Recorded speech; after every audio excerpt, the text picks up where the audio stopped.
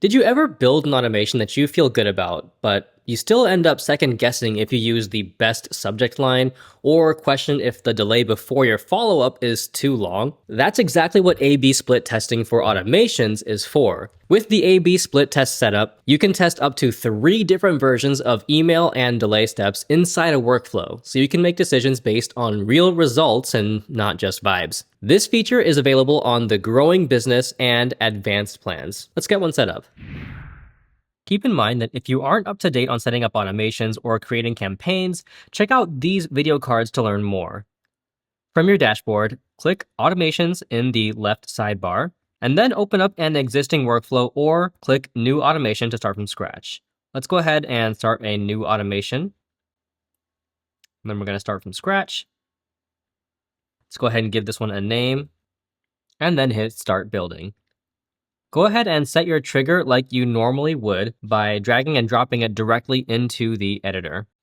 Once your trigger is saved, let's go ahead and click the plus icon where you want to run the test. And then from the left panel under Rules, drag in the A/B test step. And then in the right sidebar, you're going to want to give your split test a name, and then use the slider under the Distribute Traffic section to choose how your subscribers are split between path A and path B. The percentage of subscribers that you have on either side determines how many subscribers will go down either path. And a pro tip, name every split test step.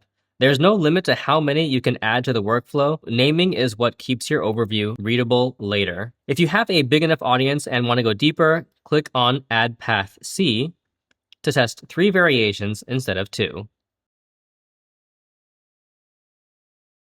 Next, click the plus icon inside each path and then add the steps that you want to compare.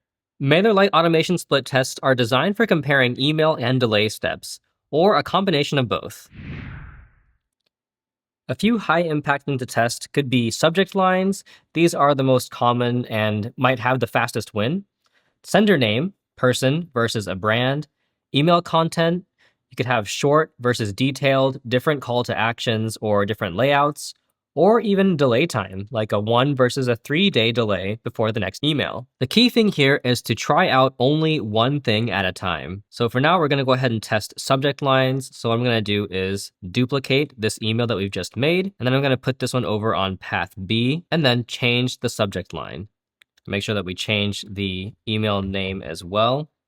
Once your paths are built, you'll want to click the single plus icon at the bottom of the split test to continue the rest of your workflow underneath it. Once you're done with the workflow, hit Activate in the top right. As subscribers move through the split test, you'll see stats populate on the A/B test step so you can compare performance. You can also monitor your split test progress on the workflow's overview page. Choosing a winner. This next part matters because automation A/B split tests do not automatically choose a winner. When you're ready to end the test, you can manually select the winner. You can choose a winner from right here on the overview step once you've got results populating in the split test category. Or, from within the workflow, you can click on the Activities tab on the left sidebar, scroll down to your split test section, and then you can choose the winner over there as well. Once you choose a winner, all new subscribers entering the workflow will go through that winning path. If you want to remove the split test step entirely, make sure the workflow is switched off. You can do that with this pause automation button over here, or you can pause it from the top right corner. Then hit pause. Then click the 3 dots on the A/B test step, and then choose delete. You'll have the option to delete all branches, including all the steps within, to keep only the A branch and the steps within it, or only the B branch and the steps within it. Keep in mind, this is only going to show up if you have not chosen a winner yet. Once you're ready, you can reactivate your automation. And that's A/B split testing for automations. Add the split test step, build your variations using email and delay steps, let it run, and then manually choose a winner once the data is clear. If you want your automations to keep getting better over time, this is one of the simplest ways to do it. Thanks for watching, and happy testing.